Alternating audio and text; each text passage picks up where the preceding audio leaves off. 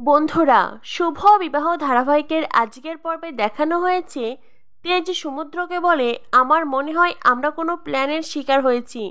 রুক্মিণীর বিপদ হয়েছে, আমাদের এক্ষুনি যেতে হবে। আমার মনে হয় রুক্মিণীকে নিয়ে ওরা খুব বেশি দূর যেতে পারেনি।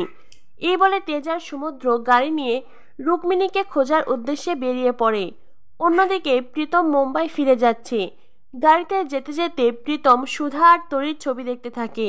প্রীতম মনে মনে বলে, আমি জানি না রুক্মিণী, আবার কবে আপনাদের সাথে আমার দেখা হবে, তবে আপনাদের এই ছবি সারা জীবন আমার মনে থাকবে, সারা জীবন। 5 বছর আপনাদের নিয়ে কি করে কেটে গেল আমি বুঝতে পারলাম না। এরপর দেখানো হয় কাতলারা সুধাকে গাড়ি করে নিয়ে আসছে। কাতলা মনে মনে বলতে থাকে, সুধাময়ী, এতদিন পরে তোমাকে বাগে পেয়েছি, এত সহজে ছাড়বো না, সব হিসেব বুঝে নেব। গুন্ডারা সুধার কাছ থেকে ফাইল নিতে চায়, বারবার করে ফাইল টানতে থাকে, কিন্তু সুধা শক্ত করে ফাইল চেপে ধরে রেখেছে। সে কিছুতেই ফাইল দিতে রাজি নয়। এরপর দেখানো হয় ট্রাফিক সিগন্যালে গাড়ি থামে। প্রীতম আর সুধা দুজনের গাড়ি পাশাপাশি দাঁড়িয়ে যায়। হঠাৎ করেই প্রীতমের চোখ যায় পাশের গাড়ির দিকে। সে সুধাকে দেখতে পায়। এমন অবস্থায় সুধাকে দেখে প্রীতম কাতলার গাড়িকে ফলো করে। এক পর্যায়ে এসে প্রীতম কাতলার গাড়ির সামনে নিজের গাড়ি দাঁড় করায়। কাতলা গাড়ি পিছিয়ে নিতে চেয়েও পারে না, কারণ প্রীতম তত সময় গাড়ি থেকে নেমে ওদের গাড়ির কাছে পৌঁছে যায়। কাতলার গুন্ডাদের সাথে প্রীতমের মারপিট হয়। গুন্ডারা প্রীতমের মাথায় প্রচণ্ড আঘাত করে। প্রীতম মাটিতে পড়ে যায়। সুধাকে টানতে টানতে ওরা অন্য গাড়িতে তুলতে চাইলেই তখনই সেখানে আসে তেজার সমুদ্র।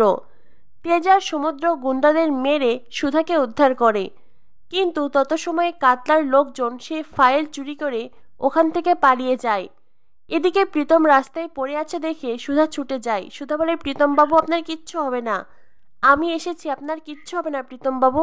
সুধাকে কথাগুলো বলতে শুনে তেজের বেশ রাগ হয়। এরপর দেখানো হয় সুধা আর তেজ প্রীতমকে বসু মল্লিক বাড়িতে নিয়ে এসেছে। তেজের ঘরে প্রীতমকে শুইয়ে রেখেছে সুধা। প্রীতমের সেবা যত্ন করছে। ডক্টর ডেকেছে। ডক্টর জানান মিস্টার প্রীতম সিংহ রায়কে কিছুদিন বেড রেস্টে থাকতে হবে। প্রীতম বলে, কিন্তু আমাকে তো আজই মুম্বাই যেতে হবে, আমি ফ্লাইটের টিকিট কেটেছি। তখনই ডক্টর জানায়, না না, এ অবস্থায় আপনার একদমই জার্নি করা যাবে না, আপনাকে ফুল বেড রেস্টে থাকতে হবে, আর আপনার দেখাশোনা করার জন্য একজন লোক রাখা প্রয়োজন। সুধা বলে, আপনি কোনো চিন্তা করবেন না ডক্টর, আমি ওনার খেয়াল রাখবো। ডক্টর প্রীতমকে কিছু নিয়মকানুন বলে ওখান থেকে চলে যায়। অন্যদিকে ঠাম্মি প্রীতমকে বলে, প্রীতম, তুমি আজ যা করলে সত্যি আমরা তোমার কাছে ঋণী। তখনই সুধা বলে, ঠাম্মি, প্রীতমবাবু আজ নয়, বরং উনি বারবার আমাকে আর তরিকে নানান বিপদ থেকে রক্ষা করেছে। শুধু কি তাই, 5 বছর আগে যদি উনি না থাকতেন জানি না কি হতো। তখনই ঠাম্মি প্রীতমকে বলে, যতদিন না সুস্থ হচ্ছ তুমি এই বাড়িতেই থাকবে। প্রীতম বলে, না না ঠাম্মি, আমি থাকতে পারবো না। তখনই সেখানে তেজ আর সমুদ্র আসে। তেজ সমুদ্রে এসে বলে, কেন থাকতে পারবেন না, এখানে তো সুধা আছে, তরি আছে, ওদেরকে নিয়ে তো আপনি আরো ভালো থাকবেন। তেজ বেশ ঠ্যাস মেরেই প্রীতমকে কথা শোনায়, যেটা প্রীতমের একদমই পছন্দ হয় না।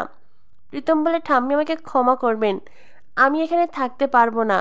ঠাম্মি বলেন, কেন, তুমি সুধার এত ভালো বন্ধু, আর তাছাড়া আমাদের ফ্যাক্টরিতে পুজো আছে, তুমি থাকলে আমাদের বেশ ভালোই লাগবে।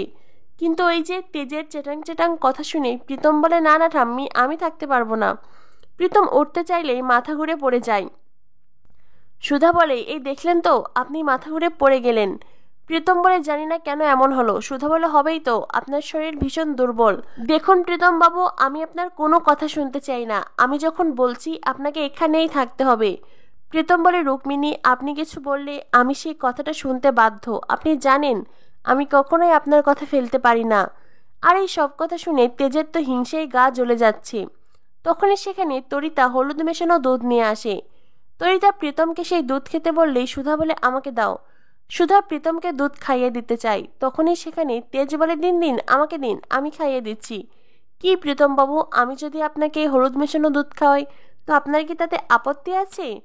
প্রীতম বলে, না না, আপত্তি থাকবে কেন, যতই হোক আপনি আমার স্ত্রীর এত ভালো বন্ধু, আপনি আমার স্ত্রীর প্রাণ বাঁচিয়েছেন, আমি তো আপনার জন্য এতটুকু করতেই পারি। এই বলে তেজ প্রীতমকে হলুদ মেশানো দুধ খাইয়ে দেয়। এরপর দেখানো হয় সুধা ঝিনুকের সাথে দেখা করে, ঝিনুককে পুরো ঘটনা বলে। ঝিনুক বলে, দিদি, তুই যে সিদ্ধান্ত নিয়েছিস এতে তোর বিপদ হতে পারে, তুই বুঝতে পারছিস তুই কি বলছিস?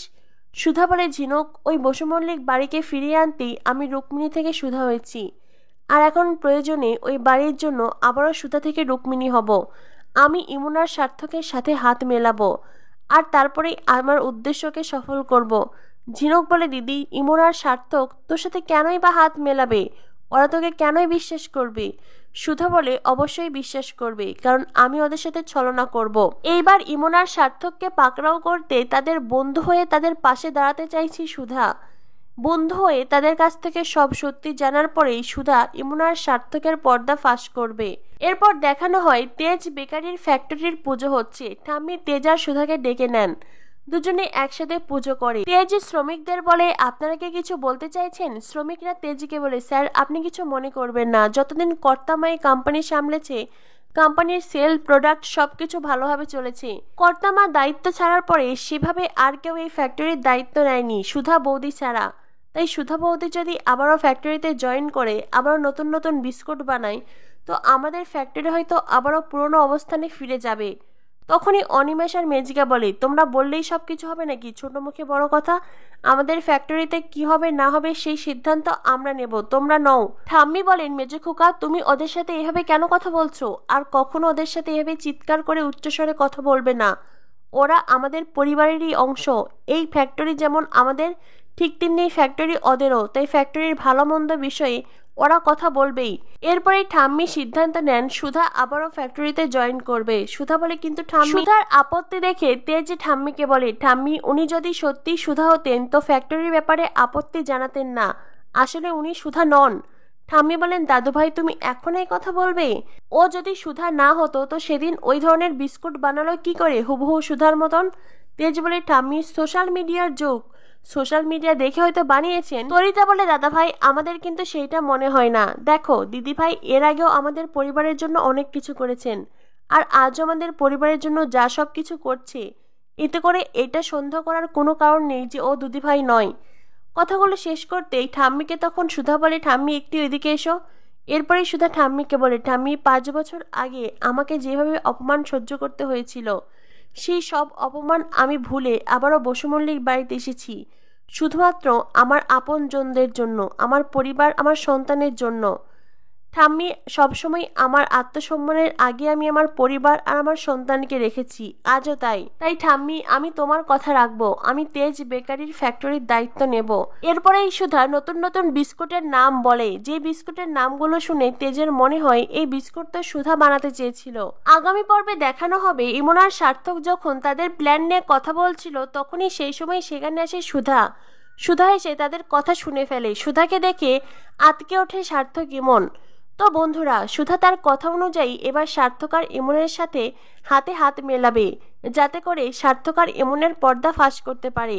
শুরু হলো সুধার নতুন মিশন। সুধা কি তার মিশনে সাকসেসফুল হবে? কি হতে চলেছে শুভ বিবাহ ধারাবাহিকে? পরবর্তী আপডেট পেতে আমাদের সাথেই থেকো। ধন্যবাদ সবাইকে।